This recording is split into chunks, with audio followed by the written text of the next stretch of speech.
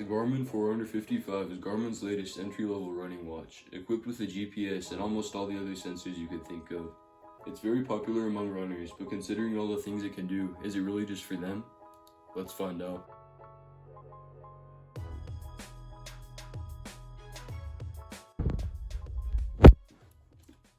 So, starting off, the Forerunner 55 exists because of its relatively low price. When I say relatively low price, I mean it's still up there at $200, but it's not as bad as like the Forerunner 955 or 755 up in the above $500 range. It's gotten rid of some of the less useful features from the more expensive models, like the blood oxygen sensor, the AMOLED screen, the larger body, but the most noticeable difference is the lack of a touch screen.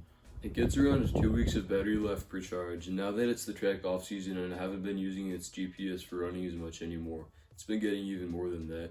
So, for the health stuff. This watch has, of course, a heart rate sensor like almost all other smartwatches these days, and on it you can view a graph of your heart rate throughout the day and the week. People do tests on the accuracy of the heart rate sensor in this watch, and most of them say it's pretty accurate, ranging around from 1 to 3 beats per minute off from a medically approved sensor. It can also track your breathing rate day and night, as well as sleep monitoring and women's health. For sleep, it doesn't just track deep and light sleep stages like on the Apple Watch, but also gives you the amount of time you were in REM sleep. And you can view a detailed graph of your sleep on the Garmin Connect App, which we'll talk about later. It has stress monitoring and gives you an alert when your heart rate gets abnormal. And it also has an accelerometer in it, which is how it tracks things like steps and swim strokes. One thing that might disappoint some people about this watch is its lack of blood oxygen monitoring. Blood oxygen monitoring is actually less of a useful feature than some people think it is, and it's more for people with heart diseases and that sort of stuff. Most people who actually have a heart condition will generally have some sort of medically approved hospital device for that. Even though the Apple Watch commercials might make it seem like everyone needs a blood oxygen sensor on their wrist, chances are you really don't. Then of course, this watch is originally intended for runners, so it has a GPS in it, so you don't need to bring your phone with you on your run. The GPS is fairly accurate if you look at the line of your run in the app, and it takes around 20 seconds to load up and connect whenever you start a workout. I'm taking this watch for a run as well as a swim later in the video so we can test how well it handles those situations. One disappointment for me is that it doesn't have an altimeter, so it can't track your altitude when you're skiing or mountain biking. This watch also has calorie tracking as well as VO2 max, which is pretty much a score that shows how efficiently your body uses oxygen. It gives you a pretty good idea of how good of an athlete you are overall. If you're a swimmer, it tracks your laps automatically, and it also shows how many lengths of each type of stroke you do. It tracks pace as well. One thing that would have been very useful for me if I had had this watch during the swim season is it has drill logging and auto rest. The heart rate tracking underwater seems to work about as well in the water as it does in the air, and it's also waterproof down to 50 meters deep.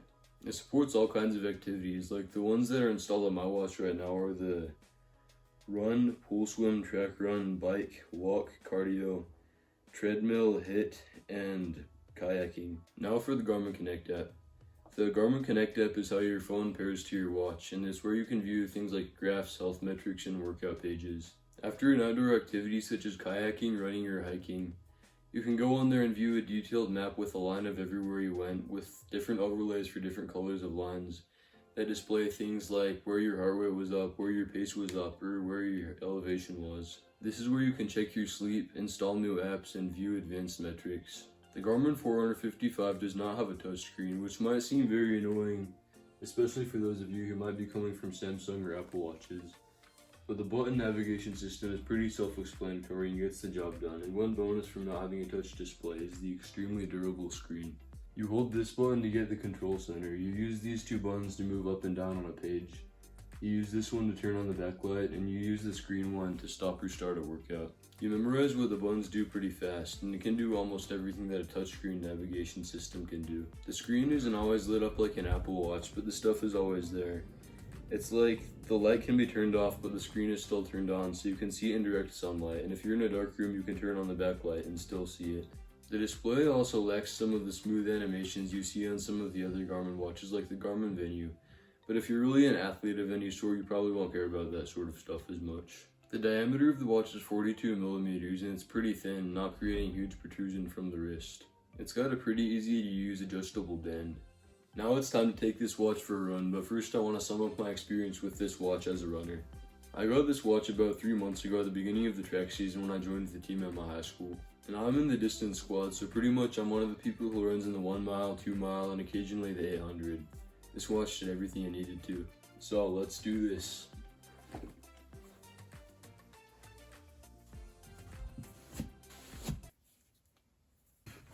So here we go, got the watch all loaded up. Let's do this.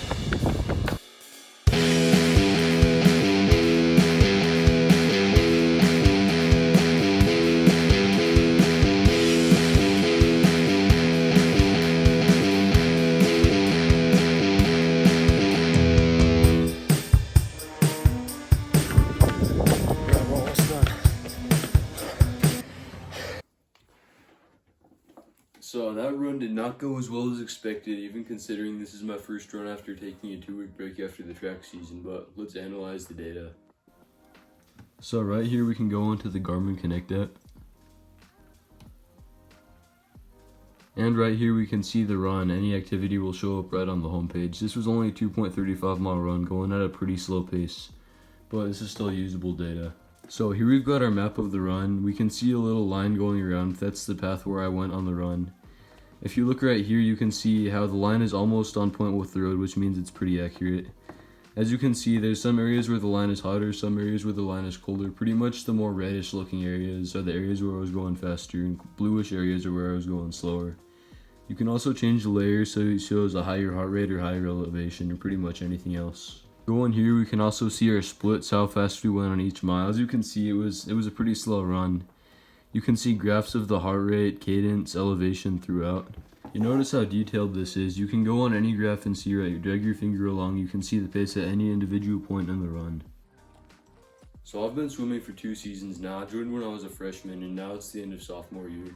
I didn't get this watch until 3 months ago in the spring because swim was over, because here it's considered a winter sport. But now it's summer and the outdoor pool is finally open, so it's time to take this watch for a swim for the first time.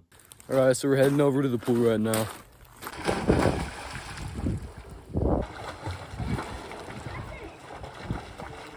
So we're coming back from the pool right now. That wasn't too hard of a workout since we haven't swum since February. But yeah, let's go analyze the data. So that swim went pretty well considering that I haven't swum since February. Didn't really get the butterfly down very good this time, but here's the data. So we can see our distance and time here along with Forerunner 55.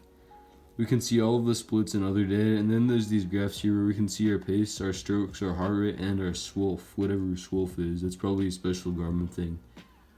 For strokes, on the Garmin website, it says there's a way that you can see individual types of strokes that you're doing, so you can see whether you're doing butterfly, backstroke, freestyle, breaststroke, one of the 4 main strokes, as well as the drill logs.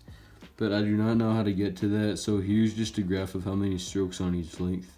Sorry I didn't get as good of data as I would have liked for this video. Ideally I would have done more workout in the thousands of meters, but just today wasn't the day. Now it's time to talk about some of the smart features. The watch starts on this default face that you can change with your phone, and you can even create your own. Most of the basic settings can be changed right on the watch without having to go on the app. The watch has a control center, accessed by holding down this button, where you can set timers, alarms, and stopwatches, as well as ping your phone, put your phone on Do Not Disturb, and request assistance.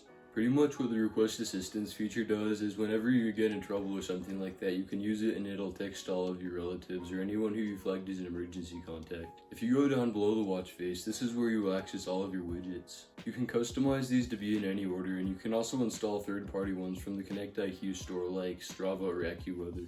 You can view graphs and information on these widgets, like say for example on the heart rate widget. You can see a graph of your heart rate throughout the day and then your heart rate throughout the week. There's a built-in weather app widget, and there's also another widget where you can see all of your phone's notifications. You can read text notifications and app alerts, but you can't interact with them or reply to messages from your watch. Another big smart feature of this watch is it has music controls. You can pause, play, skip songs, change the volume all from the watch itself. This doesn't mean you can store music on it like on the higher end Forerunners. It just means that if your phone is already playing music and it's nearby, you can still control it. This is definitely an athletics and fitness focused watch, but it also brings a lot of smartness with it as well. So it all comes down to the big question: should you buy the Garmin Forerunner 55? Well, it's definitely better than buying a Fitbit. Fitbit is a sort of company that'll charge you $300 for a watch, and then after you've paid $300, they'll charge you a monthly subscription to access a bunch of the features that were advertised with the watch. Then there's also the Apple Watch, which gets less than a day of battery life, so it's more of just like a smartwatch for someone to see their phone notifications since you gotta charge it every day. It's also a pretty fragile device. Like, look what happened to my old one after it fell from 3 feet out of a locker onto a locker room floor. Look at this. They call it their durable, tough, hard smartphone glass, but I mean, nah, that is a lie. And then if you're a more serious athlete who runs 15 plus miles a day or does 100 plus mile bike rides or any of that sort of stuff, you'd probably want to go with the Garmin Fenix series instead, which is more multi-sport, triathlete friendly. In fact, I've got a review on the Garmin Fenix 6 coming up since my friend has one, and we're going to do a collaboration review together. But if you're a pretty athletic person who spends a lot of time doing any running, swimming, kayaking, hiking, or anything else, or you even just want to track your health, then this is definitely the best watch I can recommend to you. It's a tough, well-rounded device with all the stuff you need, and you're going to get a lot, and I mean a lot of use out of it. I give the Garmin Forerunner 55 a 10 out of 10 rating. Hey everyone, thank you so much for making it all the way to the end of this video. If you liked this video, leave a like with the thumbs up button down below, and if you'd like to see more videos like this in the future, then maybe consider subscribing. Weekly uploads are coming soon, so stay tuned for that. That's all for today, guys. Peace.